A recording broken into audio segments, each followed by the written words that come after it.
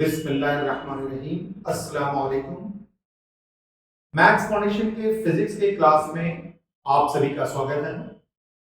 मैं इरफान आलम आज आपको पढ़ाने वाला हूं क्लास 12 के फिजिक्स का चैप्टर नंबर 12 जिसका नाम है एटम। इस एटम का बेसिक डिस्क्रिप्शन मैंने आपको पिछले क्लास में दे दिया था। आज इसके आगे की बातों को जानने की हम लोग कोशिश करेंगे। ये एटम क्लास 12 में मेनली 3 टॉपिक्स पे बेस्ड है। इसके पहले टॉपिक का नाम है structure and model of atom. दूसरा टॉपिक है important formulae based on Bohr's model of atom और तीसरा टॉपिक है spectral lines of H atom. ये जो पहला टॉपिक है ये structure and model of atom, तो हम लोग ये सीखेंगे कि स्ट्रक्चर ऑफ एटम होता क्या है और उस स्ट्रक्चर्स के लिए कौन कौन से मॉडल प्रेजेंट किए गए हैं, यहां ये सीखेंगे।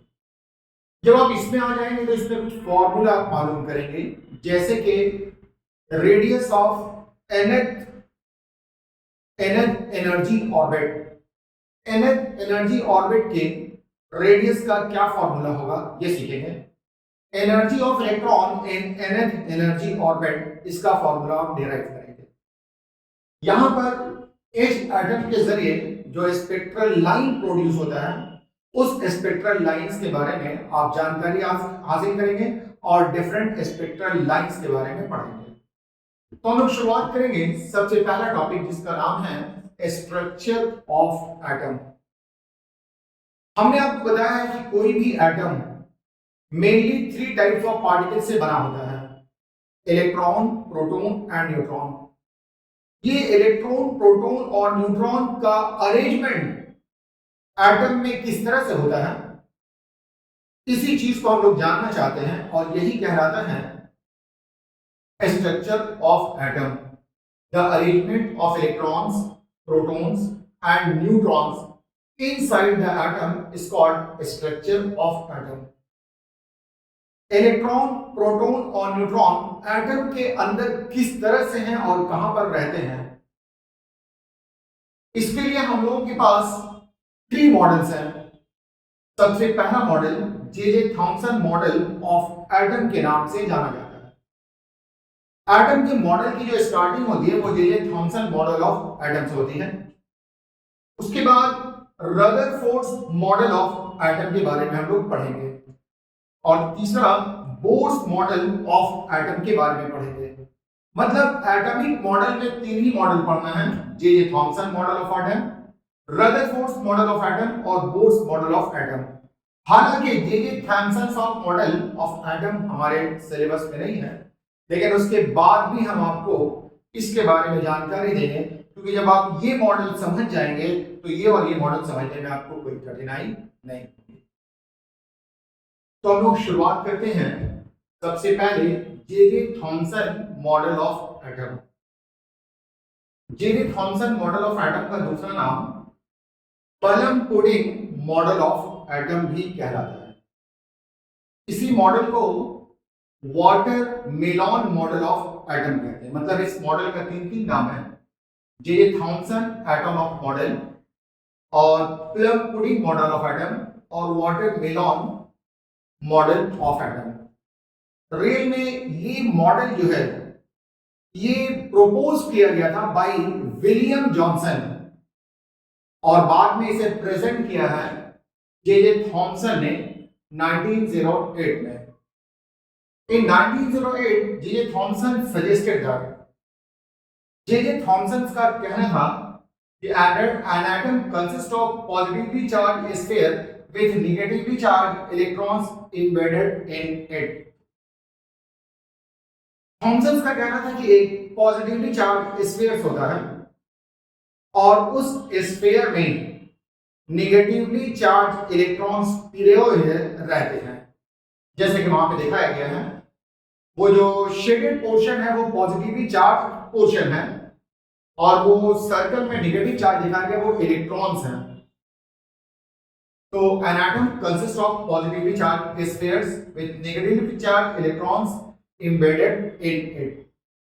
जे जे थॉमसन का कहना था कि किसी भी एटम में जितना पॉजिटिव चार्ज होता है उतना ही नेगेटिव चार्ज होता है। मतलब जितना पॉजिटिव चार्ज उतना ही नेगेटिव चार्ज, मतलब नेट चार्ज जीरो।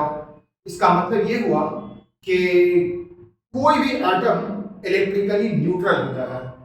तो the positive and negative charge inside the atom are equal in magnitude and hence atom as a whole is electrically neutral. तो ये दो मेन बातें थी J J Thomson of model में। पहला कि कोई भी एटम ये पॉजिटिव चार्ज का बना होता है और नेगेटिवली चार्ज इलेक्ट्रॉन्स इसमें एम्बेडेड होते हैं। दूसरा, किसी भी एटम में जितने पॉजिटिव चार्ज होते हैं उतना ही नेगेटिव चार्ज होता है, तो नेट चार्ज जीरो हो जाता है, तो जिसकी वजह से एटम इलेक्ट्रिकली न्यूट्रल है। इस मॉडल का नाम प्लम पुडिंग मॉडल भी दिया गया है। This model of atom is also known as plum pudding model because this model resembles the shape of a spherical plum pudding। हम लोग एक स्फेरिकल पुडिंग बनाते हैं और उस पुडिंग में ड्राई फ्रूट डाल देते हैं, उस ड्राई फ्रूट को कहा जाता है प्लम। तो this model of atom is also known as plum pudding model because this model resembles the shape of a spherical plum pudding in which a spherical pudding, हम लोग पर्व त्योहार के टाइम में कुछ मीठा बनाते हैं, जैसे आप मफिन देखते हैं वो एक स्फेरिकल इन शेप होता है और उसके अंदर ड्राई फ्रूट्स पिरोए हुए रहते हैं। इसी को हम लोग कहते हैं प्लम पुडिंग। ये पुडिंग हो गया स्फेरिकल और उसके अंदर जो ड्राई फ्रूट्स है वो प्लम कहलाते हैं। तो spherical plum pudding in which spherical pudding was compared as positive charge. जो ये पुडिंग है वो पॉजिटिव चार्ज के को रिसेंबल करता है, मतलब पुडिंग वाला जो पार्ट है वो पॉजिटिव चार्ज कहलाता है और नेगेटिवली चार्ज इलेक्ट्रॉन्स ये एम्बेडेड होते हैं इनसाइड द पुडिंग जो कि प्लम के नाम से जाने जाते हैं। तो मैंने बताया कि जे थॉमसन्स एटॉमिक मॉडल को plum pudding model of atom भी कहा जाता है। This model of atom is also known as plum pudding model because this model resembles the shape of a spherical plum pudding in which a spherical pudding was compared। A spherical pudding जो होता है was compared as positive charge and negatively charged electrons embedded in positive charge are compared to plum in the pudding। Negative charge electrons को compare किया गया है कि ये embedded है पुडिंग के अंदर, तो ये प्लम पुडिंग मॉडल कहलाता है। इस मॉडल का तीसरा जो नाम है वो नाम है वाटरमेलन मॉडल। तो this model of atom is also compared to watermelon because the red edible part of watermelon में जो रेड एडिबल पार्ट होता है was compared to a sphere having positive charge।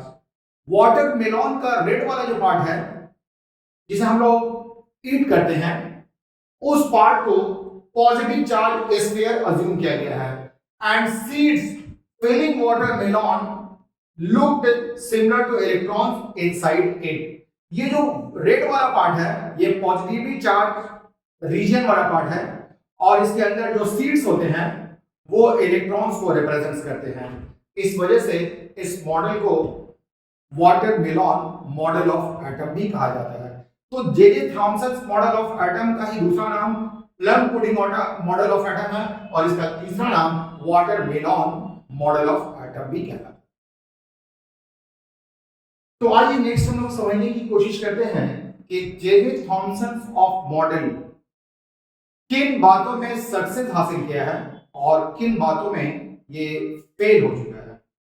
तो सबसे पहला है success of J Thomson model of atom. J Thompson सबसे पहले साइंटिस्ट हैं जिन्होंने ये बताया कि एटम के अंदर इलेक्ट्रॉन्स एंड प्रोटॉन्स होते हैं। मतलब एटम बना हुआ होता है इलेक्ट्रॉन्स एंड प्रोटॉन्स का। तो पहला है it reveals the existence of electrons and protons inside the atom. ये थॉमसन फर्स्ट साइंटिस्ट हैं जिन्होंने ये बताने में कामयाबी हासिल कर लिया कि एटम इलेक्ट्रॉन एंड प्रोटॉन से मिलकर बना है। दूसरा, जे थॉमसन ये भी बता दिए कि किसी भी एटम में जितना पॉजिटिव चार्ज होता है उतना ही नेगेटिव चार्ज होता है। मतलब नेट चार्ज जीरो होता है, मतलब एटम इलेक्ट्रिकली न्यूट्रल होता है। तो it explains the neutrality of atom. इन दो फील्ड में जे थॉमसन को कामयाबी हासिल। लेकिन जे थॉमसन कुछ बातों को नहीं बता पाए। जैसे कि बाद में एक पार्टिकल का पता चला जिसका नाम है न्यूट्रॉन। तो एटम के अंदर न्यूट्रॉन का क्या पोजीशन होगा? इलेक्ट्रिकली न्यूट्रल पार्टिकल न्यूट्रॉन होता है।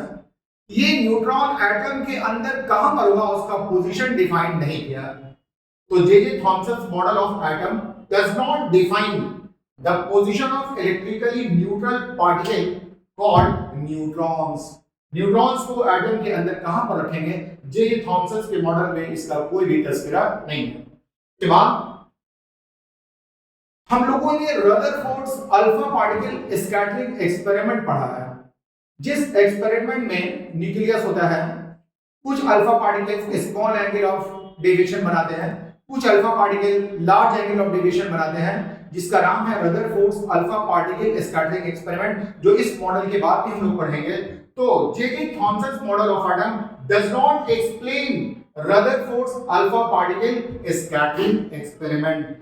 इन दो जगह पर रदरफोर्ड जे थॉमसन को कामयाबी नहीं मिली और इन दो जगह पर जे थॉमसन को कामयाबी मिल गई। तो ये कंप्लीट इंफॉर्मेशन है about J Thomson model of atom. Next class में हम आपको बताएंगे रदरफोर्ड्स एटम ऑफ मॉडल।